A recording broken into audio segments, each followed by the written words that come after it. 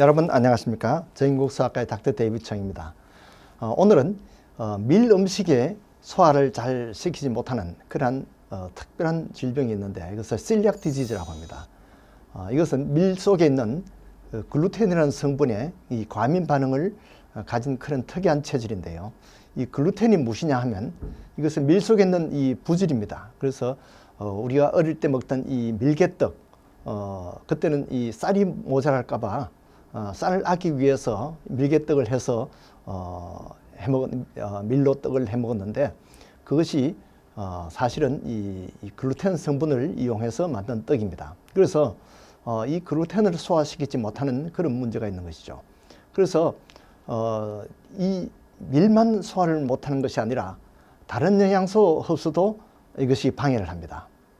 주로 이제 우리가 밀이라 그러면 보통 우리가 알고 있는 그 밀과 또 서양 사람들이 쓰는 또 이 두럼 밀이라는 것이 있고요. 카무트 밀, 또 스펠트 밀이라는 것이 있고 보리도 여기에 해당됩니다. 그리고 호밀, 이 라이라고 하죠. 그리고 오트밀이라고 하는 이 귀리, 이런 음식들이 서양 사람들이 주로 많이 먹는 그런 음식이죠. 그러나 이제 한국 사람들도 주로 옛날에는 아시아 사람들이 다 쌀에 의존했지만은 지금은 이 빵을 점점 많이 먹게 되고 밀 음식을, 보리 음식을 많이 먹게 됩니다. 그래서 이런 체질이 있는 사람들은 증세가 어떠냐 하면 설사를 많이 합니다. 그리고 변이 보통 이렇게 노랗게 나와야 되지만 이 변이 노란색이 없고 좀 이렇게 창백한 그런 흰색입니다. 그리고 기름 냄새가 많이 나고요. 실제 우리가 복통이 많이 생깁니다. 배가 아프고 음식을 먹을 때 헛배가 부르고 또 이 트림이 많이 납니다. 그리고 심하면 이제 입이 헐고요. 얼서가 생긴 거죠. 그리고 그뿐만 아니라 밀뿐만 아니라 이런 장벽이 이렇게 손상이 되다 보니까 이제 우유도 소화를 못 시키는 그런 문제점이 있습니다. 그래서 다른 영양도 결핍이 생기는데요. 그렇게 하다 보니까 체중이 자꾸 감소되고 만성 피로증을 느끼게 됩니다. 그리고 이런 여러 가지 그 피를 만드는 성분에 이제 그 흡수를 못하니까 빈혈이 생기게 되죠. 그래서 주로 철분을 흡수를 못하면 철결핍성 빈혈이 생기는데 이것은 적혈구가 가지고 조그맣게 되는 그런 철결핍성 빈혈. 그리고 메갈로블라스틱 아니미아가 있는데 이것은 이 적혈구가 오히려 퉁퉁 불어서 커지는 그런 빈혈입니다. 이 바이타민 B12라든지 폴릭 애시드, 엽산 또 이런 바이타민을 흡수를 못 시켜서 이것이 이제 빈혈이 또 생기는 거죠. 그리고 이 칼슘을 흡수를 못해서 이 바이타민 D 결핍증이 생깁니다. 그래서 이 칼슘이 모자라면 뼈가 약해지는 거죠. 그리고 바이타민 K도 흡수를 잘 못하게 되는데요. 그렇게 되면 우리 몸에 이 코아귤레이션이 잘 안 됩니다. 즉 혈액 응고가 잘 되지 않아서 이 잘못하면 출혈 증세가 나타나게 됩니다. 그 외에도 이 희소 금속들, 구리라든지 아연 이런 영양소를 잘 흡수를 못하면 피부병이 생길 수가 있고 이 아연 결핍이 있는 사람은 성기능이 감소될 수 있습니다. 또 어린아이들에게는 성 발달이 잘 되지 않습니다. 그러나 대부분의 사람들은 이런 체질을 갖고 있으면서도 증세가 없는 경우가 많습니다. 약 83%에서는 증세가 없어요. 실제 미국에서는 이 체질을 가진 사람이 약 0.7%가 됩니다. 이 1000명 중에 약 7명이 되는 거죠. 그런데 이런 누가 이런 병을 가지냐? 결국 이런 유전성을 가진 체질을 가진 사람들이 생기는데 이 HLA 체질 중에 DQ2라는 체질이 있습니다. 그리고 HLA DQ8이라는 그런 체질을 가진 사람들이 있습니다. 그래서 이 피검사에서 이것을 우리가 진단할 수가 있는데 이런 체질을 가진 사람들은 셀리악 디지즈, 밀 음식을 소화를 못 시키는 이런 영양 결핍증이 생길 수가 있습니다. 그래서 이 동양 사람들에게는 좀 드물고요. 그러나 중동 지방에는 상당히 많습니다. 이 이스라엘이라든지 이라크 이런 중동 지방이 많고요.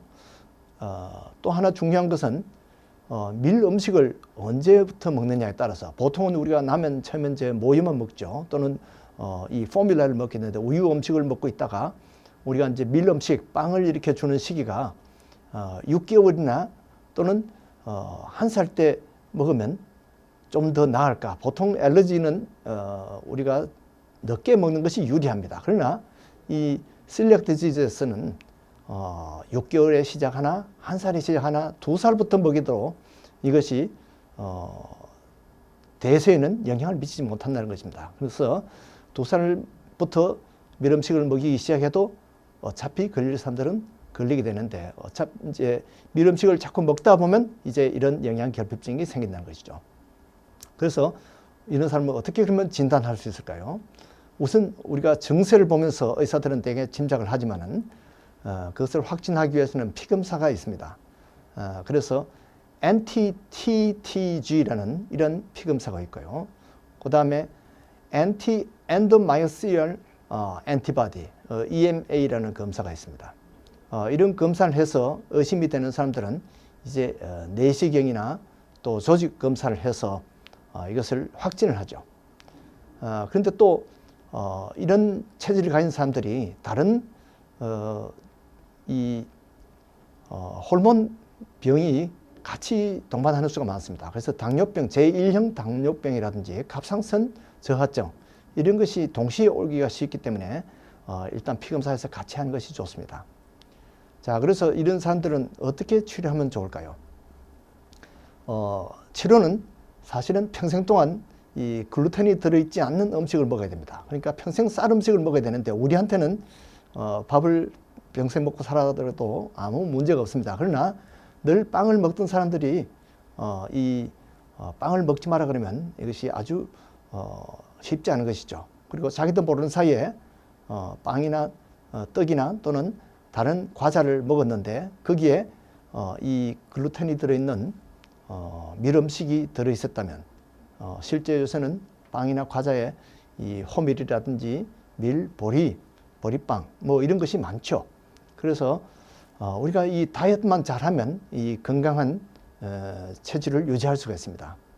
자, 문제는 이 종교적인 행사에서 이 빵을 쓰는 종교가 있죠. 여러분들이 아신 대로 이 캐톨릭에서도 이 매주일마다 이 집전을 하죠. 그래서 이 빵과 또 이 포도주를 성찬식을 하는데 이것이 캐톨릭에서는 이 원래대로 밀로 만든 빵을 해야 된다. 그렇게 하니까 실제 이 셀리악 디지즈가 있는 사람들은 고역입니다. 이걸 먹지 않으니까 교리에 위반되고 먹으니까 몸에 병이 생깁니다. 그래서 2002년도에는 글루텐을 함량을 좀 적은 그런 빵을 써도 좋다 하고 교황이 유지를 내렸어요. 그래서 로우 글루텐 브레드를 쓸 수 있도록 그렇게 했어요.